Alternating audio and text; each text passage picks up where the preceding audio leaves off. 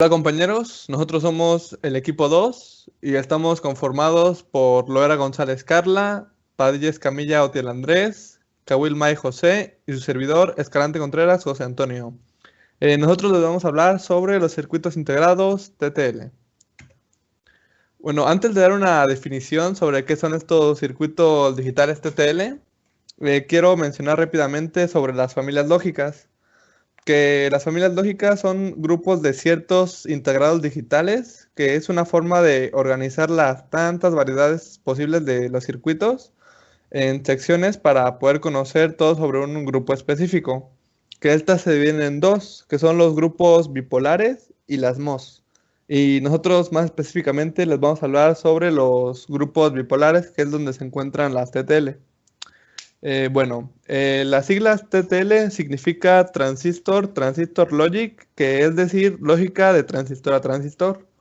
Esta es una tecnología de construcción de circuitos integrados electrónicos digitales basada en el uso de transistores bipolares NPN y PNP, que los transistores bipolares es un dispositivo de 3 terminales denominados emisores, bus y colector, que sirven para controlar el paso de las corrientes a través de sus terminales. Bueno, ahora les voy a hablar sobre su disponibilidad, que esto se refiere a las series que existen. Una de ellas es la serie 54, que manejan voltajes de 4.5 volts a 5.5 volts, temperaturas de menos 55 grados centígrados a 125 grados centígrados. Este es uso exclusivo de aplicaciones militares, ya que es muy exclusiva, se podría decir, y tiene un costo muy elevado. La serie 74 manejan voltajes de 4.75 volts a 5.25 volts y un voltaje nominal de 5 volts, que este es el recomendado, que es 5 volts. Temperaturas de 0 grados centígrados hasta 70 grados centígrados. Este es uso para las aplicaciones industriales y propósitos generales, que estos son más pues comunes, que podemos encontrarlos en cualquier tienda. Bueno, ahora voy a hacer mención sobre las categorías que más adelante les vamos a hablar un poquito más a fondo de estas. Existen las TTL estándar, las TTL Schottky, TTL de baja potencia, TTL Schottky de baja potencia, TTL de alta velocidad, TTL Schottky avanzado y TTL Schottky de baja potencia avanzado. Y esas son sus iniciales de cómo reconocerlas. Bueno, ya por último les voy a hablar sobre las características de las TTL. Estas manejan velocidades con frecuencias de 18 a 20 MHz y una velocidad máxima de 80 MHz, pero es muy rara vez que se ve esto. Las velocidades de estas operaciones se expresan generalmente en términos de tiempo o retardo de propagación en el chip. ¿Qué quiero decir? Que el tiempo o el retardo de propagación del chip es el tiempo que toma el cambio lógico de las entradas en propagarse a través del dispositivo y producir nuevos cambios lógicos en las salidas. Porque todos los circuitos integrados se basan en entradas y salidas de unos y ceros. Bueno, el segundo punto, trabajan voltajes de más 5 volts o aproximados de entre 4.75 volts a 5.25 volts. El tercer punto dice, tienen dos estados lógicos que son unos y ceros, que el 1 significa que hay voltaje o está encendido, y el 0 es que hay tierra o está apagado. Y aquí un ejemplo de dos compuertas lógicas, que el primero es 1 y 0, que aparecen en sus entradas, y esto se representa con una suma binaria a su salida, que es 1, y esto significa que está encendido. Y pues aquí en el otro ejemplo, 0 más 0 pues es 0, y pues quiere decir que está apagado. Y pues es todo de mi parte. Hola, yo soy Carla Loera y les voy a hablar sobre el funcionamiento de los circuitos digitales TTL. En el caso de los circuitos TTL se utilizan transistores bipolares NPN o PNP como su elemento principal en el circuito, de modo que sus entradas ins y sus salidas outs están formadas por estos transistores bipolares. La alimentación de la tecnología TTL es de 5 volts de corriente continua fijos con un margen de entre los 4.5 y 5.5 volts.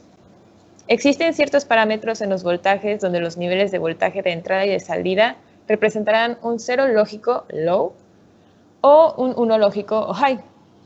En el caso de los circuitos TTL, estos parámetros se verán definidos por los valores de voltaje de entrada y de salida que veremos a continuación.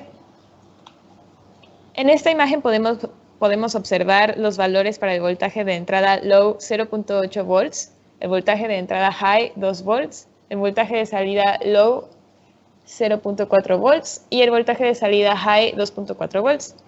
De esta forma observamos que en el caso de los voltajes de entrada para los valores entre 0 y 0.8 volts obtendremos una respuesta 0 lógico low. Entre 0.8 y 2 volts la respuesta no está permitida, es decir que no tendremos una respuesta ni high ni low. Y para los valores entre 2 y 5 volts tendremos una respuesta 1 lógico o high. De la misma manera, en el caso de los voltajes de salida, para los valores entre 0 y 0.4 volts obtendremos una respuesta 0 lógico, low. Entre los 0.4 y 2.4 volts no está permitido. Y entre los 2.4 y 5 volts tendremos una respuesta 1 lógico o high.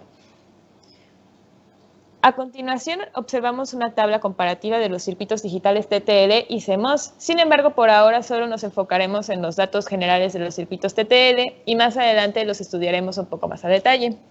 Como mencionamos antes, la tensión de alimentación varía desde los 4.5 hasta los 5.5 volts de corriente continua. El margen de ruido que lo obtenemos de las mismas tensiones de entrada y de salida va a ser tanto para high como para low de 0.4 volts. La potencia consumida es de 10 miliwatts, la capacidad de carga o fan out es de 10, el tiempo de propagación es de 9 nanosegundos, la frecuencia máxima de 35 MHz y los niveles de tensión de entrada y de salida son los que ya vimos anteriormente. Y esto aplica para las diferentes escalas de integración. A lo largo de los años se han desarrollado diversas series o versiones de los circuitos TTL, desde la serie estándar 64, de baja potencia, Schottky avanzado, etc. La tecnología TTL se caracteriza por tener 3 etapas. Primero, la etapa de entrada por emisor. Esta utiliza un transistor multiemisor en lugar de la matriz de diodos de TTL. Número 2 es el separador de fase. Este consiste en un transistor conectado en emisor común que produce en su colector y emisor señales de contrafase. Y la número 3, el driver, que está formada por varios transistores separados en 2 grupos. El primero va a estar conectado al emisor del separador de fase y el segundo va a estar conectado al colector del divisor de fase que produce el nivel alto.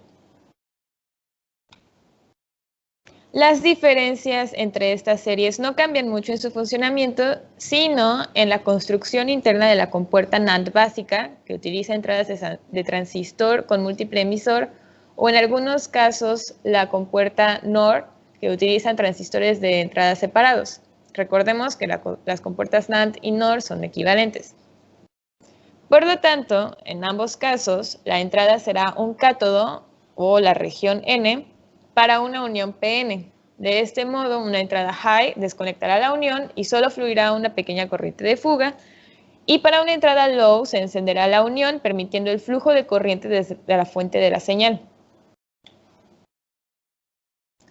Otra manera de analizarlo es que si la entrada 1 o la entrada 2 están a un nivel de voltaje de 0 volts o low, entonces el transistor conducirá la corriente y por lo tanto la salida será igual a 0 o low. Si la entrada 1 y la entrada 2 están a un nivel de voltaje de 5 volts o high, entonces el transistor no conducirá y la salida será igual a los 5 volts de la fuente o high. Los circuitos TTL de todas las series disponibles pueden tener 3 tipos de configuración de salida diferentes: la salida de colector abierto, la salida en totem pole o la salida de 3 estados. Sin embargo, en la mayoría de los casos, los circuitos TTL tendrán algún tipo de configuración de salida en forma de tótem, con algunas excepciones. Buenos días, compañeros. Mi nombre es Otiel Andrés Padilla Escamilla y yo vengo a explicarles el proceso de fabricación TTL. Este proceso de fabricación se basa en el material silicio. Este material es uno de los más abundantes que hay en el planeta Tierra. Este posee propiedades muy especiales y muy específicas, ya que al ser un semiconductor, este mismo, dependiendo su tratamiento, puede bloquear o fluir la corriente eléctrica. Esto lo hace un soporte perfecto para los millones de diminutos transistores necesarios para lograr elaborar un microprocesador moderno. Llevó décadas perfeccionar el proceso de producción de silicio con una estructura monocristalina perfecta. Para obtenerlo, se empieza con silicio policristalino, que se calienta a 1420 grados dentro de un horno especial sellado. Este horno está purgado con gas y así poder eliminar el aire y algunas impurezas. Seguido de eso, se introduce un cristal de silicio que sirve como semilla. Este tendrá forma de lápiz y girará al revés. Al continuar el proceso de la semilla, se va separando alrededor de 1,5 milímetros por segundo. El resultado es un cristal de silicio que pesa unos 200 kilogramos y un diámetro de 200 milímetros.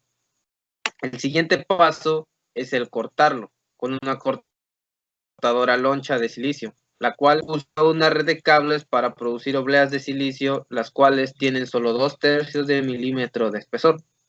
El siguiente paso es pulirlas mediante un proceso llamado labrado. El siguiente proceso se lleva a cabo mediante otra pulición, pero esta vez mediante un proceso químico.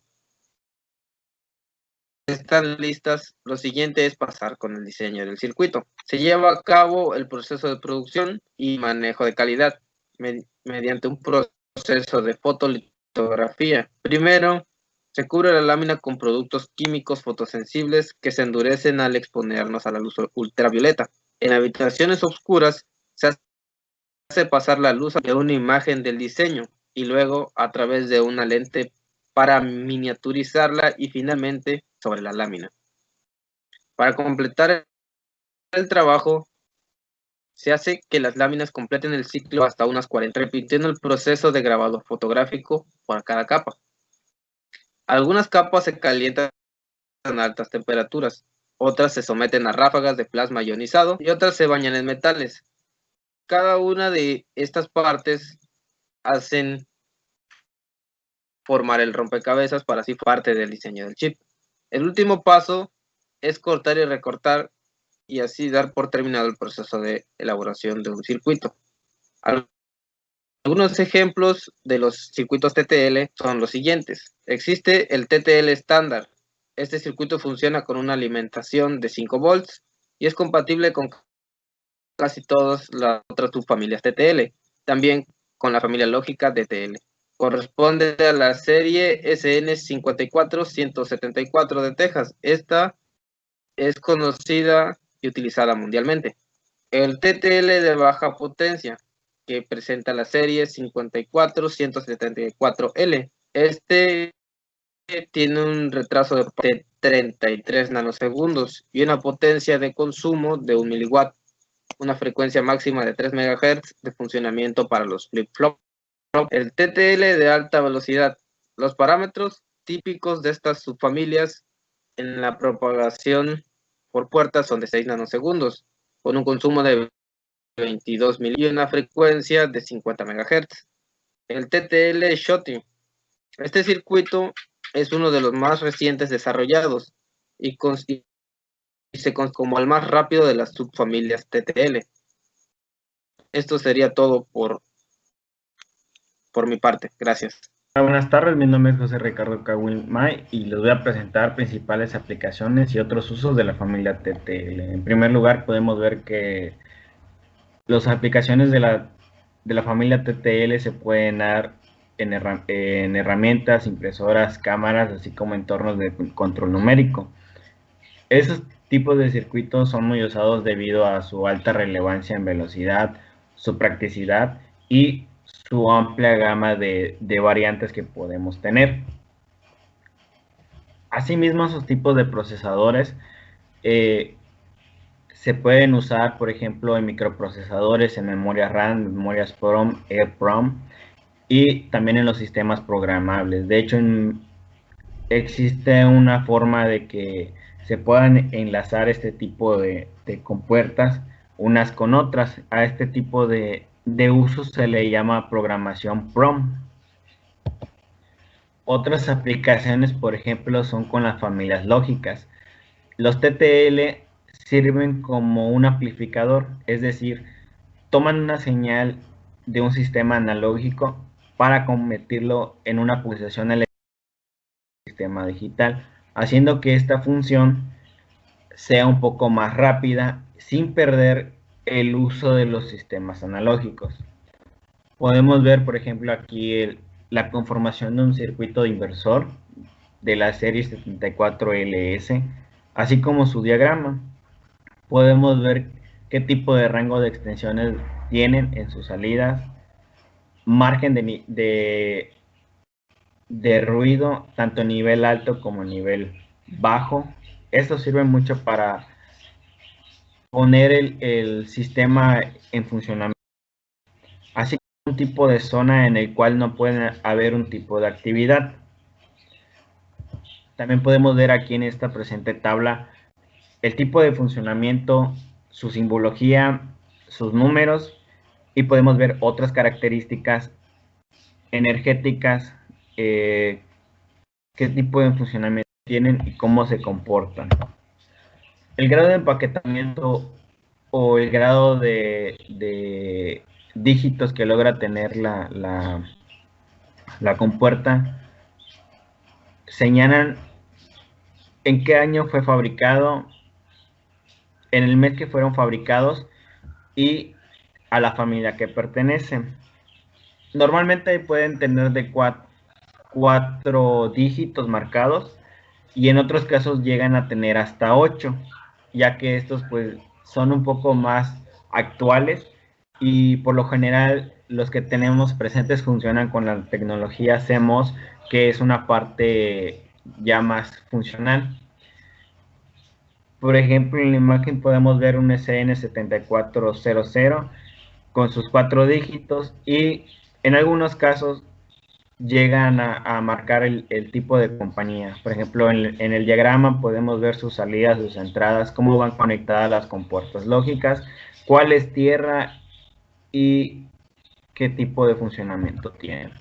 Los materiales de fabricación muy constantes o por lo general que se fabrican son de silicio y germanio, ya que estos son materiales muy prácticos para la electrónica y se pueden tener mayores formas de manipular estos productos. También el arseniuro de galio, pero este era muy utilizado entre los años 70 y 80, ya que en esos años pues la fabricación en serie no era muy común y estos productos pues por lo general eran muy caros. Actualmente los podemos encontrar de diferentes marcas, de diferentes precios y por lo general compuestos de silicio y germanio.